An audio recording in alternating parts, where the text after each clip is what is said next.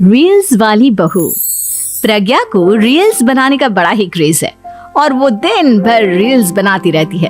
खाते पीते घूमते फिरते घर में कॉलेज में रील्स बनाने के कारण प्रज्ञा पूरे कॉलेज में हाईलाइटेड है। जहां उसके रील्स सभी को पसंद आते हैं, वहीं मनीषा चिंता में डूबी रहती है। एक रोज जब खाते हुए प्रज्ञा रील्स बना रही होती है, तब मनीषा कहती है, 1 मिनट भी चैन नहीं है इस लड़की को। ये नहीं कि खाना तो आराम से खा ले, लेकिन नहीं, अरे थोड़ी देर रील्स नहीं बनाओगी तो आसमान नहीं टूट पड़ेगा। अरे मम्मी, इसी को तो कहते हैं डिटर्मिनेशन। तुम नहीं समझोगी ये सब। भगवान, इस लड़की को सद्बुद्धि दे। जब देखो तब टेढ़ा बाका मुंह बनाती रहती है। मनीषा की बात का प्रज्ञा पर जरा भी असर नहीं होता और वो खाते खाते रील्स बनाती रहती है। दिन बीतने लगते हैं और देखते देखते प्रज्ञा का कॉलेज भी खत्म हो जाता है। आए दिन कोई ना कोई मनीषा को प्रज्ञा की शादी करवाने का सुझाव दे जाता है। सब ठीक ही कहते हैं, प्रज्ञा की शादी कर देनी चाहिए। अपने घर के काम काज में व्यस्त हो जाएगी तो खुद ही ये रील्स और नाच गाना बंद हो जाएगा।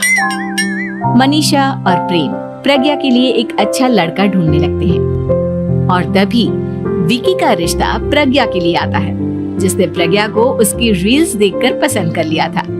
अगले दिन विकी अपने माता पिता के साथ प्रज्ञा के घर पहुंच जाता है और प्रज्ञा साड़ी पहने हाथों में चाय की ट्रे लिए उनके सामने आती है। जब विकी को पसंद है तो हमें भी बहू पसंद है। बहन जी, आप बारात की तैयारी कीजिए।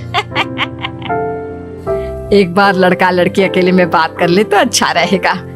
हाँ हाँ, क्यों नहीं। मनीषा विकी को प्रज्ञा के कमरे में भेजती है, जहां प्रज्ञा पहले से ही रील्स बना रही होती है। तभी विकी कहता है, आ गए आपके साजन जी। हमारे साथ ये रील्स कंप्लीट करती तो और भी अच्छा रहता। अच्छा जी, अब आ ही गए हैं तो बना ही लेती हूँ आपके साथ।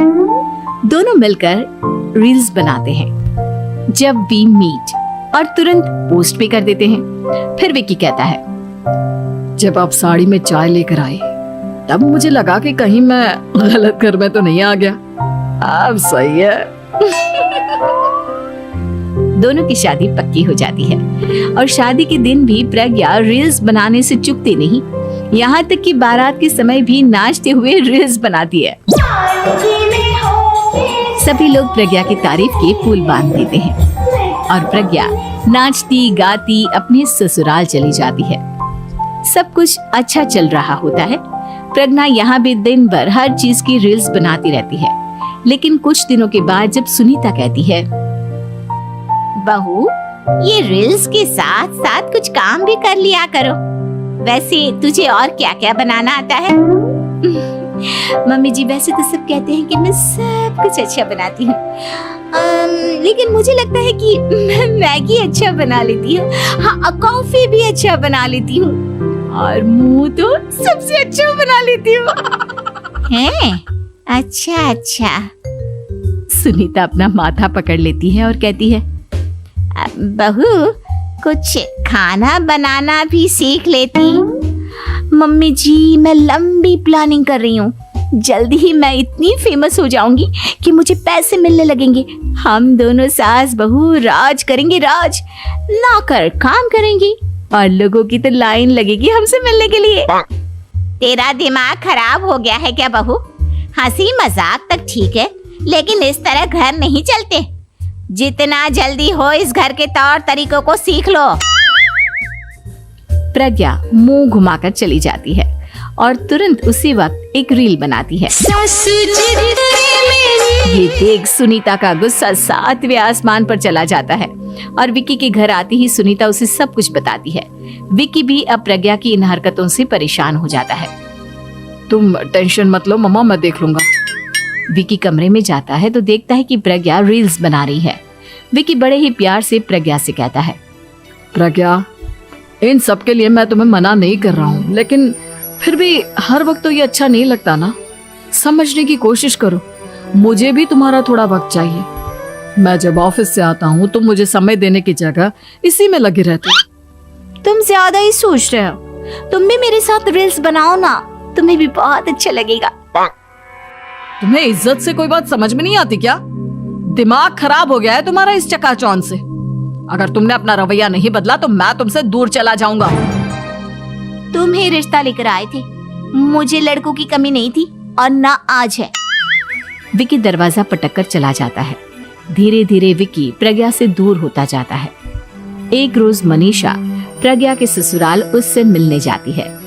तब सुनीता उससे कहती है, बहन जी, अब आई हैं तो कुछ दिन यहाँ रहकर जाइएगा, आप ही का घर है।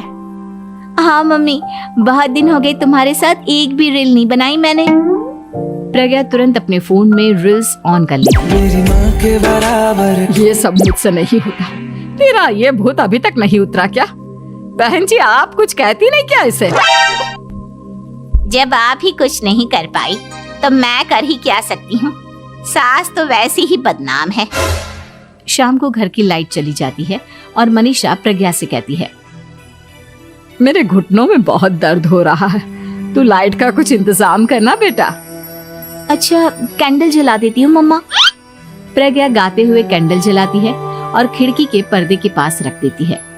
मनीषा, जिसे बहुत दर्द हो रहा है, वो सो जाती है और प्रज्ञा हमेशा की तरह अपने रील्स में लग जाती है। उधर कैंडल की वजह से पर्दा आग पकड़ लेता है और मनीषा के कमरे में आग लग जाती है। बचाओ, कोई है, बचाओ। सभी भागते हैं और विकी कमरे की आग बुझाने में लग जाता है, लेकिन तब तक मनीषा आधी जल चुकी थी। मनीषा की हालत देख प्रज्ञा रोने लगती है। विकी मनीषा को तुरंत हॉस्पिटल ले जाता है और उसे एडमिट कराता है।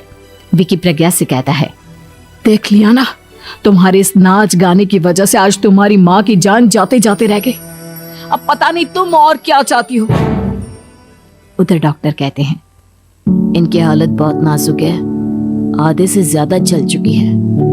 प्रज्ञा रोती हुई मंदिर में जाती है और भगवान के आगे जाकर कहती है, भगवान, मेरी माँ को ठीक कर दो। मैं कसम खाती हूँ हाथ से ये रील्स बनाना छोड़ दूंगी, बस मुझे मेरी माँ वापस मिल जाए।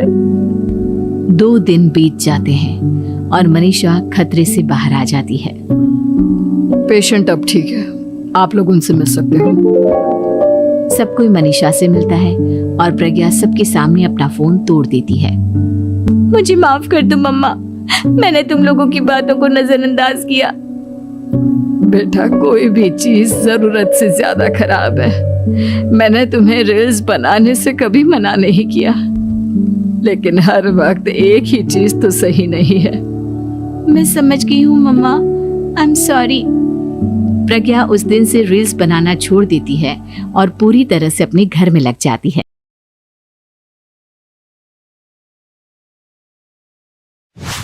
एक शाम प्राची टीवी पर सीरियल देख रही होती है, तभी उसकी सास वहां आती है।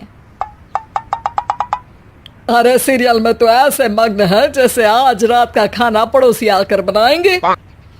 मुझे पता ही नहीं था आपने अपने बेटे की शादी पड़ोस में भी की हुई है। हैं? मतलब? मतलब इस घर में सारा काम बहू ही करती है, आप तो सिर्फ खर्राटे मारती हैं। अच्छा जी, फिलहाल तो तुम आराम फरमा रही हो, चलो जाओ, ये मेरे टीवी देखने का समय है। आहा, इसीलिए मुझे भगाया जा रहा है। सॉरी, अब तो बिल्कुल नहीं जाऊंगी। प्राची की इस बात पर दोनों सास बहू के बीच टीवी रिमोट के पीछे बच्चों जैसे छीना झपटी शुरू हो जाती है, जिसके बीच श्लोक भी काम से घर वापस आ जाता है। आज मेरी चूहे बिल्ली की जोड़ी किस बात पर झगड़ रही है? अरे तेरे बीवी मुझे टीवी नहीं देखने दे रही। अरे तुम्हारी मम्मी मुझे खाना बनाने के लिए फोर्स कर रही है। अरे वाह, ऐसे बेतुके रीजन पर तो बच्चे भी झगड़ा नहीं करते। अरे मुझे कुछ मत बोल, सब इसने ही शुरू किया है। हाँ हाँ, जैसे आप तो बहुत दूध की धूली है ना। अरे बस, दोनों चुप। प्राची जाओ, खाने की तैयारी करो। और माँ तुम छोड़ो, तुम्हें क्या बोलूं, शांति से अपना सीरियल देखो, मुझे दोबारा लड़ने की आवाज सुनाई नहीं देनी चाहिए। ऐसा बोलकर श्लोक वहां से चला जाता है, जिसके पीछे पीछे प्राची भी कुछ न कुछ बड़बड़ाते हुए रसोई में चली जाती है। हाँ हाँ, सासू जी को तो कुछ बोलेंगे ही नहीं, बस मुझ पर ही हुक्म चलता है, खाना बनाओ, जैसे मैं इनके घर में खाना बनाने के लिए आई हूँ। इसी तरह शाम बीतती है और रात को श्लोक और प्राची की सास खाना खाकर सोने चले जाते हैं। लेकिन प्राची गुस्से में कुछ खाए बिना काम में ही लगी रहती है। इस घर में किसी को घंटा फिक्र नहीं पड़ता, मैं खाऊं या भूखी रहूं। प्राची कुछ देर के लिए रसोई से बाहर जाती है और जैसे ही वापस आती है तो वहां दूध का भरा ग्लास देखकर हैरान रह जाती है। फिक्र पूरी है, बस दिखाना नहीं है। प्राची दूध पीकर सोने चली जाती है और अगली सुबह एक बार फिर सास बहू का कार्टून नेटवर्क स्टार्ट हो जाता है। ये तुमने ही किया है। अरे अजीब जबरदस्ती है, मैं बोल रही हूँ मैंने कुछ नहीं किया। दोनों ने मिलकर पूरे घर को पागल खाना बनाया हुआ है। यहाँ कोई नॉर्मल इंसान तो रह ही नहीं सकता, इसीलिए अब पड़ोसी क्या रिश्तेदार भी घर आने से कतराते हैं। और सुन बेटे, तू भी चंगा, तेरी माँ भी चंगी, तेरी बीवी भी चंगी, रिश्तेदार। हाँ जी, आपको नहीं पता क्या, गंगाधर ही शक्तिमान है, रिश्तेदार ही। हाँ हाँ, बस समझ गया। कभी जानवरों जैसे लड़ेंगी तो कभी जुगलबंदी करेंगी। भाई मैं आप दोनों के बीच में नहीं फंसना चाहता। सास बहू की इस मनमौजी जोड़ी से परेशान होकर श्लोक अपना सिर खुजलाता वहां से चला जाता है। चलो अब मैं भी कीर्तन में जा रही हूँ। इस पर जैसे ही सास कमरे में अपना पर्स लेने जाती है तो वहां नाश्ते की प्लेट रखी देख मुस्कुराने लगती है और नाश्ता करके घर से बाहर निकलते हुए कुछ पैसे टेबल पर रख जाती है। जिसके कुछ देर बाद सिलेंडर वाला घर आता है। ओ मुरी मैया, मैं सिलेंडर के बारे में तो बिल्कुल भूल ही गई थी। घर खर्च के सारे पैसे भी मम्मी के पास है और श्लोक से बोला तो उल्टा 4 बात सुनाएंगे। प्राची ये सोच ही रही होती है कि अचानक उसका चेहरा चमक उठता है और वो घर में आकर इधर उधर देखने लगती है। तभी उसकी नज़र टेबल पर रखे पैसों पर पड़ती है जिन्हें वो सिलेंडर वाले को दे देती है। ये सब श्लोक देख लेता है। अच्छा बेटे, इतना बड़ा घोटाला, सबके सामने मैं तेरी दुश्मन और पीठ पीछे तेरी मेरी यारी। इस पर श्लोक एक प्लान बनाता है और शाम को सब एक साथ बैठे होने पर बोलने लगता है। माँ, तुम दोनों की बहुत लड़ाई होती है, इसलिए मैं सोच रहा हूँ कि प्राची को उसके घर छोड़ाऊं। इससे वो भी खुश रहेगी और तुम भी। अचानक श्लोक की ये बात सुनकर सास बहू शौक से उसकी तरफ देखती हैं। अरे ऐसे कैसे घर छोड़ाओगे, मुझे कहीं नहीं जाना। अरे तुमने बोला नहीं पर मैंने सुन लिया, तुम्हें मम्मी के साथ रहना अच्छा नहीं लगता, मुझे पता है। अरे वो अरे, जब बहू खुद कुछ काम बोले तो वो तुझे सुनता नहीं, और अब जो इसने बोला ही नहीं वो तू समझ गया। जब उसे नहीं जाना तो फिर जबरदस्ती क्यों कर रहा है? अच्छा, फिर आपको मौसी के घर छोड़ाता हूँ। बस अब आप दोनों एक घर में एक छत के नीचे नहीं रह सकती। मैं इस टॉम एंड जेरी की जोड़ी को और नहीं झेल सकता। है? ऐसे कैसे नहीं रह सकते? तुम्हें इतनी दिक्कत है तो तुम्हारा बोरिया बिस्तर पैक कर देती हूँ, लेकिन मम्मी जी कहीं नहीं जाएंगी। बिल्कुल यही सुनना था मुझे। अगर दोनों में इतना ही प्यार है फिर हर वक्त ये लड़ाई का नाटक क्यों करती हो? देखा मैंने कैसे माँ किचन में दूध रखती है और तुम उनके लिए कमरे में नाश्ता रखती हो, और कैसे वो पहले ही तुम्हारी दिक्कत समझकर घर में पैसे रखकर बाहर जाती है। अरे भाई, इतना ड्रामा तो डेली सोप में भी नहीं होता जितना तुम दोनों ने इस घर में फैलाया हुआ है। तू हमें टॉम एंड जेरी बोलता है ना, तो याद कर वो दोनों भी एक दूसरे को बाहर वालों की बुरी नजर से बचाने के लिए हमेशा सबके सामने लड़ते थे, लेकिन अकेले में दिक्कत के समय मदद भी तो करते थे। बस हमारा रिश्ता भी कुछ ऐसा ही है। और वैसे भी अगर सास बहू में तू मैं नहीं होती तो दुनिया वालों को कहानियां कैसे मिलेंगी?